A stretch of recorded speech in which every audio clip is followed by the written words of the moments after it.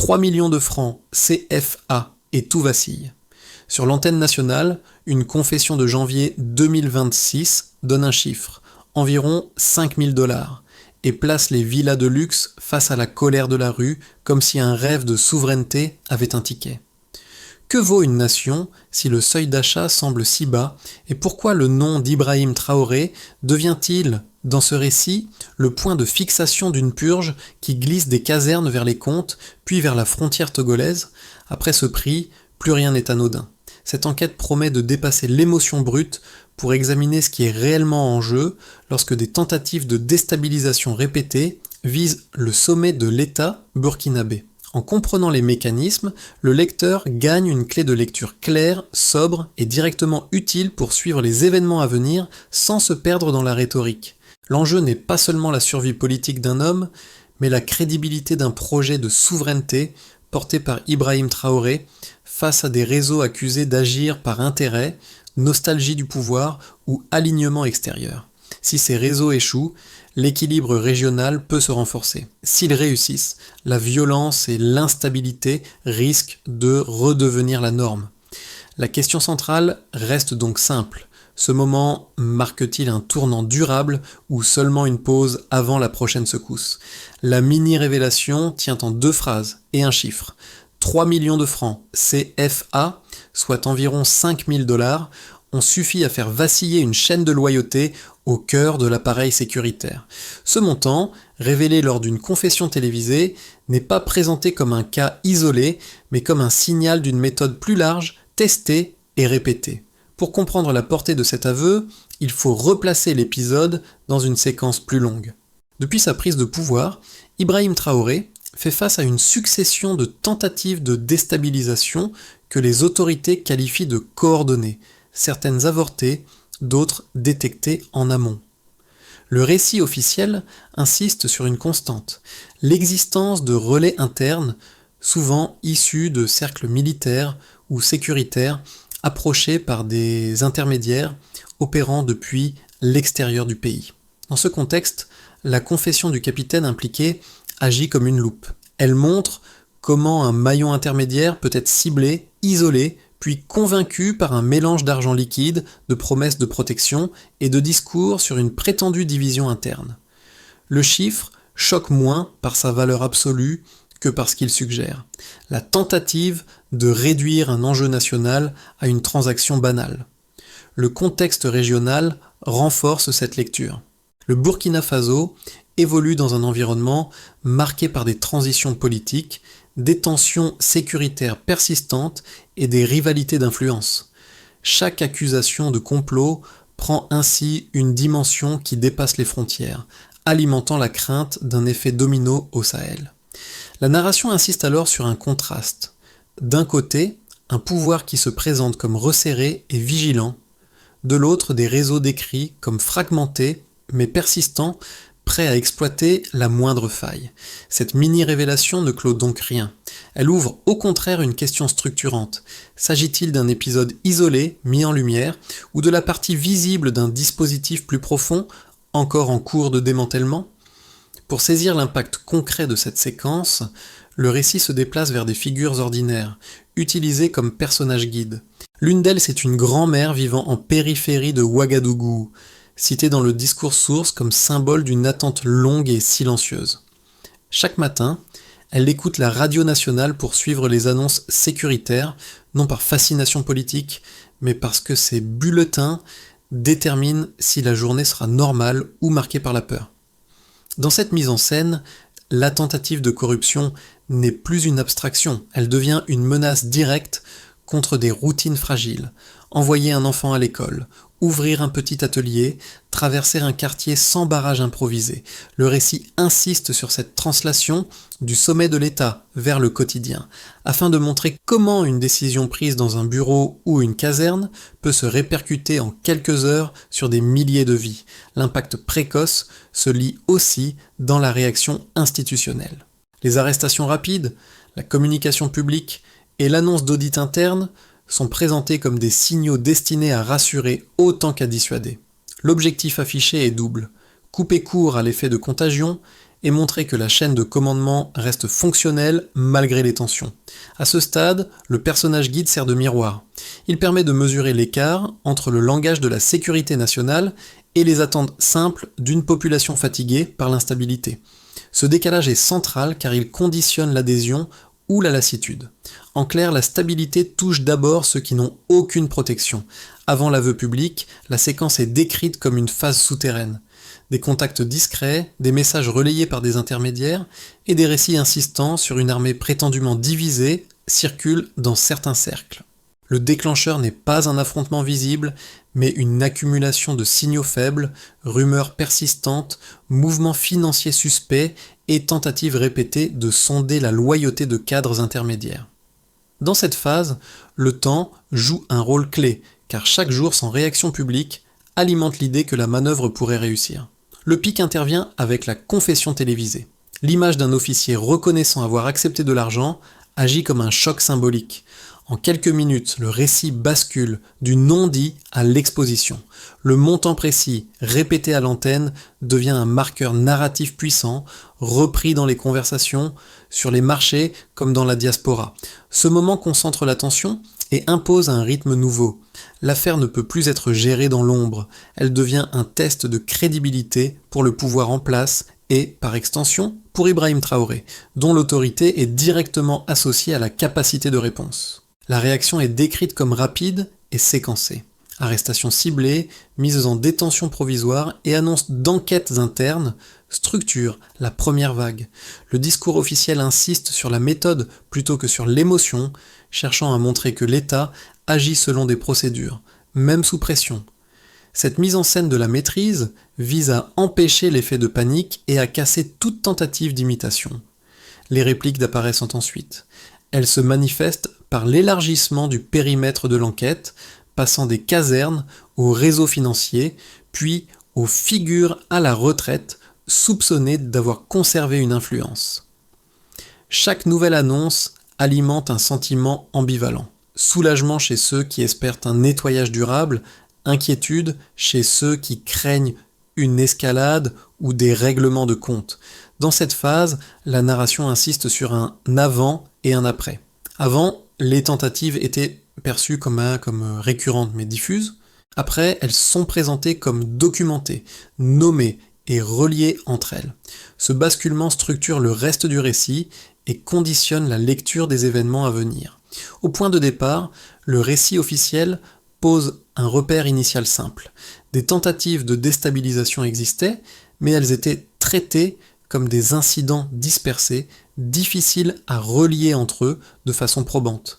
Après la confession et les premières arrestations, le écart revendiqué est clair, les autorités affirment être passées d'une logique de soupçon à une logique de preuve structurée, appuyée par des éléments financiers et des aveux concordants. Cette bascule est présentée comme le cœur de la réponse de l'État. Premier chiffre mis en avant, 3 millions de francs CFA. La somme est répétée non pour sa valeur économique, mais pour sa fonction explicative. Elle sert à montrer comment une tentative de corruption peut être calibrée pour rester suffisamment basse afin de paraître banale, tout en étant assez élevée pour tenter un officier intermédiaire.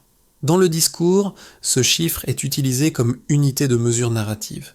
Il symbolise la réduction d'un risque national à une transaction individuelle.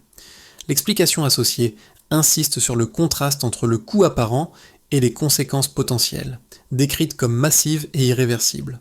Deuxième chiffre évoqué dans la source, environ 5 000 $, équivalent de la somme en devise internationale. Cette conversion joue un rôle précis. Elle permet d'exporter la compréhension de l'événement au-delà du contexte local, notamment vers la diaspora et les observateurs étrangers. L'argument est pédagogique. Replacer la tentative dans une échelle de valeur compréhensible pour un public global, afin de souligner l'écart entre la modestie du montant et l'ampleur du chaos envisagé. Le chiffre devient alors un outil de comparaison, plus qu'un simple taux de change. Troisième élément quantifié, la référence répétée à une 13e tentative. Même si ce nombre n'est pas accompagné d'un détail opérationnel complet, il structure la narration comme un indicateur de récurrence. L'explication donnée est que la répétition elle-même constitue la donnée clé. elle suggère une persistance, voire une industrialisation des tentatives, plutôt qu'un épisode isolé. Ce chiffre sert donc à étayer l'idée d'un schéma sans entrer dans des détails techniques qui resteraient confidentiels. Autour de ces mesures, le discours construit une logique causale. L'argent serait le point d'entrée, la promesse de protection ou de retour d'influence le levier, et la fragmentation supposée de l'armée, l'argument de vente. La réponse, elle, est chiffrée implicitement par le temps. Arrestation rapide, annonce quasi immédiate et élargissement progressif des audits. Même sans chronologie précise en jours ou en heures, cette compression temporelle est utilisée comme preuve d'efficacité. Dans ce cadre, Ibrahim Traoré est mentionné comme garant politique de cette lecture des chiffres. Le récit associe son autorité à la capacité de transformer des données brutes, montants, occurrences, répétitions, en décisions opérationnelles. L'objectif affiché est de montrer que les nombres ne servent pas à impressionner, mais à justifier une action ciblée et graduée. Ainsi, la partie quantitative ne cherche pas à accumuler des statistiques. Elle sélectionne quelques repères numériques simples pour installer une idée. Ce qui était autrefois diffus est désormais mesuré, nommé et utilisé comme base d'action. La question qui reste ouverte est alors moins celle des chiffres eux-mêmes que de leur durabilité comme fondement d'une stabilité réelle. Les critiques de la ligne officielle avancent d'abord un premier argument fort. Une répression trop visible risquerait d'aggraver les fractures internes plutôt que de les résorber. Selon cette lecture, exposer publiquement des aveux et multiplier les arrestations pourrait créer un climat de suspicion généralisée, pousser certains acteurs à se radicaliser et fragiliser la cohésion d'institutions déjà sous pression. Dans cette optique, la discrétion serait perçue comme un outil de stabilité, là où la transparence médiatique serait un facteur de tension supplémentaire. Un second argument insiste sur le risque politique. Les opposants estiment qu'en liant trop étroitement ces affaires à une figure centrale, le pouvoir prend le risque de personnaliser excessivement la sécurité nationale. Si la crédibilité d'un homme devient le pivot du récit, toute erreur ou toute révélation ultérieure pourrait produire un effet de retour brutal, amplifié par l'attente élevée créée auprès de la population et de la diaspora. Cette thèse met en garde contre un récit qui confondrait fermeté et centralisation excessive. Face à ces critiques, la réponse construite dans le discours source s'appuie sur des éléments factuels et séquentiels. D'abord, la publicité donnée aux aveux est présentée comme une mesure de dissuasion, non comme une fin en soi. L'argument est que rendre visibles les conséquences immédiates d'une tentative de corruption réduit l'incitation à l'imitation, surtout lorsque les montants et les méthodes sont explicitement nommés. La transparence est ici utilisée comme signal, destiné autant aux acteurs internes qu'aux réseaux extérieurs. Ensuite, la question de la personnalisation est relativisée par la mise en avant de procédures collectives. Audits, enquêtes et décisions judiciaires sont décrits comme relevant d'un appareil institutionnel, même si Ibrahim Traoré en assume la responsabilité politique.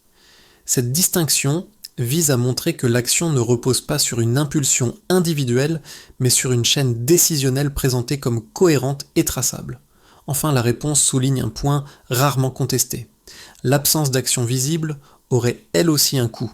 Dans un contexte de tentatives répétées, le silence ou la lenteur auraient donc pu être interprétés comme un aveu de faiblesse. Ainsi, l'argument équilibré se referme sur un dilemme assumé.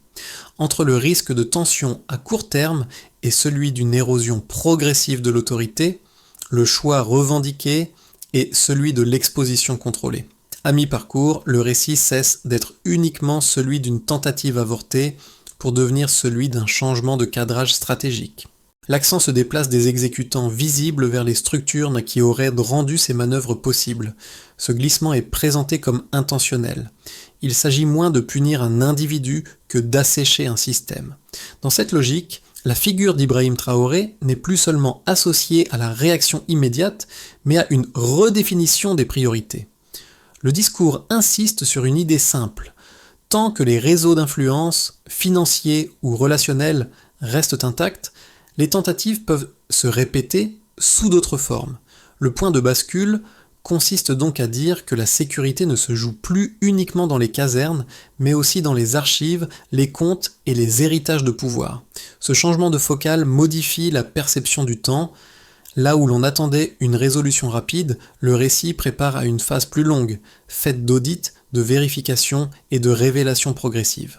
La promesse implicite n'est plus celle d'un coup d'arrêt spectaculaire, mais d'un travail méthodique. À ce stade, une dette de curiosité est créée. Si le problème est systémique, quelles conséquences concrètes cette nouvelle approche aura-t-elle pour l'État, l'économie et les citoyens ordinaires ? Du point de vue de l'État, la première conséquence tangible est un renforcement affiché de l'autorité institutionnelle. En élargissant les enquêtes des unités opérationnelles vers les réseaux financiers et les figures à la retraite, le pouvoir cherche à montrer que la hiérarchie ne s'arrête pas à l'uniforme actif. Cette approche vise à restaurer la crédibilité de l'appareil public, en signalant que l'ancienneté ou le passé de service ne constitue ni plus une protection automatique. Dans le discours officiel, cette fermeté est présentée comme une condition préalable à toute stabilité durable, car elle réduit la zone grise entre loyauté et influence résiduelle. Pour les entreprises et les acteurs économiques, les effets sont plus ambivalents. À court terme, l'intensification des audits et des contrôles peut susciter de l'incertitude, notamment chez ceux qui dépendent de contrats publics ou de réseaux informels pour fonctionner. À plus long terme, le récit promet un environnement plus prévisible, où la concurrence serait moins faussée par des protections politiques héritées. Cette promesse reste conditionnelle, mais elle est utilisée pour justifier la rigueur actuelle. L'idée est qu'un choc de transparence, même perturbant, préparerait un cadre plus lisible pour l'investissement et l'activité locale. Du côté des citoyens, l'impact se mesure surtout en termes de perception. Pour une partie de la population, voir des figures longtemps considérées comme intouchables faire l'objet d'enquêtes crée un sentiment de justice différée, enfin visible. Pour d'autres, la crainte demeure que ces opérations n'ouvrent une période de tension prolongée avec des répercussions sur la sécurité quotidienne. Le récit tente de répondre à cette ambivalence en liant chaque annonce à un message de protection. L'objectif affiché est de prévenir la violence, non de l'attiser. Dans ce cadre, Ibrahim Traoré est présenté comme le garant d'un équilibre délicat entre fermeté et contrôle. À l'échelle régionale, enfin, les conséquences dépassent largement les frontières. Les partenaires et voisins observent la situation comme un test de méthode. Une réponse perçue comme efficace pourrait servir de référence à d'autres États confrontés à des tentatives similaires. A l'inverse, toute dérive ou escalade serait scrutée comme un avertissement. Cette dimension régionale explique pourquoi chaque étape est commentée, interprétée et parfois amplifiée dans l'espace médiatique. En réunissant ces 4 groupes, États, entreprises, citoyens et régions, le récit cherche à montrer que l'affaire n'est pas un simple épisode sécuritaire. Elle devient un révélateur de trajectoires possibles avec des coûts et des bénéfices répartis de manière inégale. La question qui se pose alors est directe, ces conséquences convergeront-elles vers une stabilité partagée ou créeront-elles de nouvelles lignes de fracture ? Le premier scénario, dit de base, repose sur la continuité contrôlée. Les enquêtes se poursuivent, les audits livrent progressivement leurs résultats et l'État maintient une pression constante sans élargissement brutal du périmètre. Dans cette hypothèse, la stabilité reste fragile mais fonctionnelle. Les tentatives de déstabilisation diminuent en visibilité, non parce qu'elles disparaissent totalement, mais parce que leur coût perçu augmente. Si ce scénario prévaut, alors la priorité devient la gestion du temps. Éviter l'essoufflement institutionnel tout en maintenant la crédibilité de l'action. Le scénario optimiste suppose une convergence de facteurs favorables. Les procédures engagées aboutissent à des décisions claires, compréhensibles et perçues dit comme équitables par une majorité d'acteurs. Les réseaux d'influence se trouvent durablement affaiblis et la répétition des tentatives cesse d'être une attente implicite. Dans ce cas, l'effet recherché dépasse la sécurité immédiate. Il s'agit d'un changement de norme, où la loyauté institutionnelle n'est plus négociable. Si cette trajectoire se confirme, alors la période actuelle serait réinterprétée comme un moment fondateur plutôt que comme une crise prolongée, le scénario le plus défavorable envisage une réaction en chaîne. Les enquêtes par pourraient provoquer des résistances plus dures, visibles ou souterraines et déplacer la confrontation vers des terrains moins prévisibles, y compris économiques ou sociaux. Dans cette hypothèse, chaque nouvelle révélation alimenterait une polarisation accrue, rendant la gouvernance plus coûteuse et plus risquée. Si ce scénario se matérialise, alors la question ne serait plus seulement celle de la sécurité, mais celle de la capacité de l'État à absorber des chocs successifs sans se fragmenter. Ces trois trajectoires ne sont pas exclusives. Elles peuvent se chevaucher, s'influencer ou se succéder. Le point commun reste un choix de lecture. Considérer les événements actuels comme une simple parenthèse ou comme une phase de recomposition profonde. Si l'on adopte la seconde option, alors la prudence stratégique consiste moins à prédire qu'à se préparer à des ajustements rapides sans perdre de vue l'objectif de cohérence à long terme. Pour un premier groupe de lecteurs, souvent attentifs aux questions institutionnelles, l'impact se situe au niveau de la confiance. Ils observent si les procédures annoncées produisent des résultats lisibles et cohérents dans le temps. Pour eux, l'enjeu n'est pas la rapidité, mais la constance. Une suite de décisions alignées, expliquées et suivies d'effets concrets. Leur attente principale est simple, voir si les règles énoncées aujourd'hui s'appliqueront encore demain, indépendamment des personnes concernées. Un second groupe, plus directement touché par l'économie du quotidien, se concentre sur les effets indirects. Il se demande si cette phase de fermeté réduira les pratiques informelles qui faussent l'accès aux opportunités ou si elle ajoutera une couche d'incertitude. Pour ces lecteurs, chaque annonce est lue à travers un prisme pragmatique. Est-ce que cela rendra l'activité plus prévisible ou plus risquée ? Leur attention se porte moins sur les discours que sur les signaux concrets, comme la stabilité des services, la continuité des échanges et la clarté des règles. Un troisième groupe, enfin, inclut la diaspora et les observateurs extérieurs. Leur relation aux événements est souvent émotionnelle, mais aussi comparative. Ils mettent en parallèle cette séquence avec d'autres moments de transition vécus ailleurs, cherchant des similitudes ou des ruptures. Pour eux, l'enjeu est symbolique, savoir si cette période marque un changement durable de trajectoire ou s'inscrit dans un cycle déjà vu. Leur regard est à la fois distant et impliqué, nourri par des souvenirs et des attentes parfois contradictoires. À l'échelle individuelle, deux gestes modestes sont souvent évoqués. Le premier consiste à suivre les faits avec attention, sans amplifier les rumeurs. Le second est de conserver une capacité de recul, en distinguant ce qui relève de l'annonce, de l'enquête et de la décision effective. Ces attitudes, bien que discrètes, participent à la qualité du débat public. Ainsi, cette partie invite le lecteur à se situer, non pas à choisir un camp, mais à identifier la manière dont ces événements résonnent avec ses propres priorités et ses seuils de tolérance à l'incertitude. Le discours source esquisse une feuille de route en plusieurs étapes, présentée comme graduée et vérifiable. La première étape consiste à cartographier précisément les réseaux impliqués. Cela implique l'analyse des aveux, des flux financiers et des liens relationnels, afin d'éviter que l'enquête ne se limite aux exécutants visibles. L'objectif affiché est de transformer des soupçons diffus en dossiers structurés, exploitables juridiquement. La deuxième étape repose sur la séparation claire des fonctions. Les autorités annoncent vouloir distinguer le rôle de l'enquête administrative, celui de la justice et celui de la communication publique. Cette distinction vise à réduire le risque de confusion entre procédure et message politique, tout en garantissant une traçabilité des décisions. Les résultats intermédiaires doivent être mesurés par des actes formels, mises en examen, audits clôturés ou classements motivés. La troisième étape concerne la prévention interne. Il s'agit de renforcer les mécanismes de contrôle et de signalement au sein des institutions, afin que les tentatives futures soient détectées plus tôt.